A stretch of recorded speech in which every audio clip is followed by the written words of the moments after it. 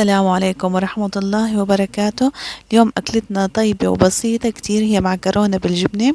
بس رح نراعي شوي تكات المعكرونة. عندي هون مي عم تغلي، رح احط لها ملح صخري او ملح بحري، افضل بكتير من الملح الميود لهيك طبخات. رح انزل عليها الاسباجيتي. انتو لاحظتوا ما حطيت ابدا زيت. في حال بدنا نعمل اي معكرونة بيلزمها صوص، ما تحطوا زيت، لانه الزيت بيمنع انه المعكرونة تمتص الخلطة او الصوص اللي عندكم. من شان المعكرونة تتنغنغ تمام بالصوص لا تحطوا زيت. هلا رح نسلقها. هون لساتها بدها شوية استواء، ما رح نسلقها لحتى تصير بس فيها قرطة صغيرة، يعني قرطة يعني مو مستوية على الآخر منهنها، لا نخلي شوية قرطة مشان تمتص. هلا النكهات اللي بدنا نحطها، وبتكون أفيد بكتير من اللي بتنسلق على الآخر. هلأ هون عندي استوت، لاحظوا لونها ما شاء الله. بيقولوا لك شوفوا هلأ أنا رح أقسمها بصعوبة، عم تنقسم شوي صغير، معناتها هاي ايوه تمام. انا هون لهون بدي اوصل انه تكون فيها قرطة صغيرة شوي. شايفين ما لا لازقة ببعض، لانه بيقولوا لك اذا ما حطيتي زيت بتلزق بعض ابدا، لك ما احلاها. هلا رح نزل عندي حلوم. رح انزلها قطعتها.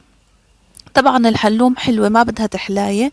نزلت على الطنجرة بدون زيت. لاحظوا رح اخلي المي تنشف، ميتها تنشف تمام، بعدين نزل الزيت. رح اخليه على النار بدون زيت. هلا انا بعد ما نشفت المي نزلت الزيت. هلا بدي احمصها، بدي اياها تاخد لون. المعكرونة انا بس صفيتها، ما غسلتها بمي باردة أبدا، ما بتنغسل بمي باردة. يعني الإيطاليين ما شفت ولا حلقة من حلقات السباكيتي بيسووها إنه غسلوا المعكرونة. المعكرونة بتنتزع إذا انغسلت. لا تغسلوها، خلوها بقوامها بجمالها، خلوها تمتص النكهات اللي بدكم تحطوها. خلوها سخنة، ليش حتى تبردوها.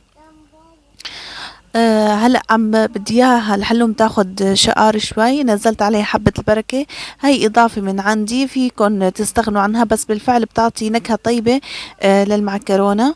بعد ما شقرت وتحمصت عندي الحلوم، ريحتها ملت البيت، يعني رائعة رائعة. اذا عجبكم الفيديو لا تنسوا تعملوا لايك وشير وسبسكرايب، وفعلوا جرس التنبيه منشان يوصلكم كل شي جديد. رح انزل هلا نص المعكرونة عندي، بعدين رح احط عليها بقدونس. انا البقدونس غاسلته وفارمته. لاحظوا ما احلاها المعكرونة. رح احطه بالنص مشان وقت نخلطه يتخلط كله بشكل مناسب. اذا حطيناه تحت ممكن يلزق مع الجبنة ويلزق بالطنجرة، اذا حطيناه فوق ممكن كمان ما ينزل. انا بحب حطه شوي بالنص. رح اخربط المعكرونة منيح. هلا المعكرونة عندي جاهزة، ما اخذت معي وقت. ما هلا رح تتشرب كل الزيت المحطوط، ورح تتشرب كل نكهة الجبنة مع حبة البركة، وهيك بتكون اكلتنا جاهزة. والسلام عليكم ورحمة الله وبركاته.